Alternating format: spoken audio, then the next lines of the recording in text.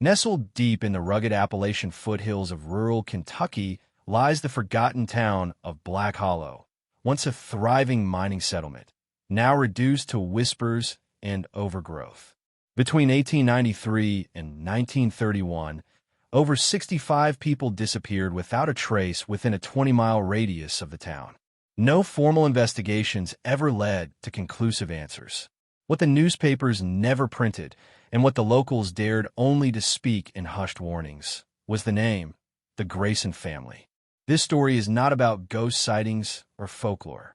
This is a tale of generational horror, of madness passed down through bloodlines, and a legacy of murder disguised by the smokescreen of poverty and isolation. The Grayson family homestead sat at the edge of Black Hollow, behind a thicket of pine and rotted fence posts, a place children were dared to approach but never enter. Their property, a collapsing manor with windows like dead eyes and a front porch that always creaked despite no one ever seeing them step outside, held a horrifying secret. Our descent into darkness begins with matriarch Elspeth Grayson, born in 1858, known as the Widow Witch of the Hollow. Rumors swirled about her abilities to heal animals, predict rain, and speak with the dead.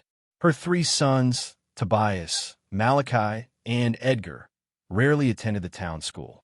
Dirty, malnourished, and nearly feral, they roamed the hills and forests, whispering to each other in an incomprehensible dialect. The town assumed they were cursed. They were right. By 1893, when the local mining company began hiring outsiders to bolster the dwindling workforce, the disappearances began. At first, they were chalked up to accidents. A man lost in the woods, another falling into a mine shaft. But the stories didn't add up. One miner, William Keating, was found decapitated at the river bend, his head never recovered. Another, a young woman named Clara Eston, vanished while walking home from the general store. People whispered about the Graysons. No one dared accuse them. Until 1899, when a fire engulfed the mining barracks and several burned remains were discovered with ligature marks on their wrists. Authorities were called in from Frankfurt. Investigators questioned the Graysons, but found nothing. No evidence, no bodies, and no answers. What they didn't know was beneath the Grayson Manor existed an elaborate network of tunnels and chambers, first built as storm shelters, later repurposed for something far more sinister. Elspeth, driven by a twisted belief that the family had been chosen by a dark providence, began conducting rituals, claiming their bloodline was sacred and tasked with cleansing the land of impure souls.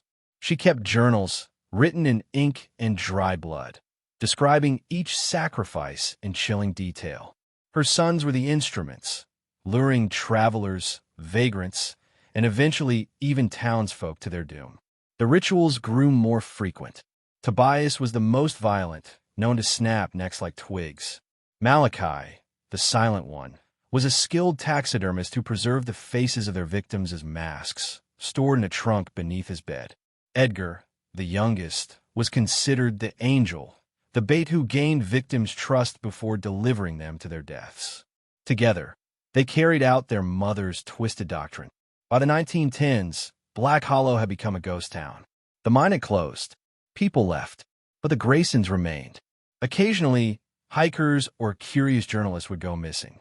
In 1924, a young woman named Louisa Dunham, a photographer, ventured into Black Hollow. Her last known photo, captured on a dusty roll of film discovered years later, shows three figures standing in the distance outside the Grayson home. One appears to be wearing another person's skin. In 1931, the manor burned to the ground. No bodies were found in the ashes, but the killing stopped. Locals believe the fire was intentional, set by Elspeth herself during a final, catastrophic ritual. Her journal's last entry reads, "The chosen shall walk in fire and be reborn." No one ever saw Grayson again. Decades later, in 1976, children exploring the ruins of the old Grayson property uncovered a collapsed tunnel. Inside were skeletal remains, dozens of them, some chained, some arranged ritualistically, some still wearing clothing from the 1890s. DNA testing wasn't yet available. Authorities closed off the area and quietly bulldozed the site. No arrests, no press coverage. Today, the story of the Graysons lives in grainy newspaper clippings, local bar legends, and the cracked pages of recovered journals. But sometimes, hikers report strange noises in the woods. Sometimes, they hear whispering in an unknown language. And sometimes, they find dolls made of bone and human hair left in the trees. Those who know better turn back. Because the Grayson family was never caught. They were consumed by something older than the hills. Something that still watches Black Hollow. Something that whispers its own name when the wind howls through the pines.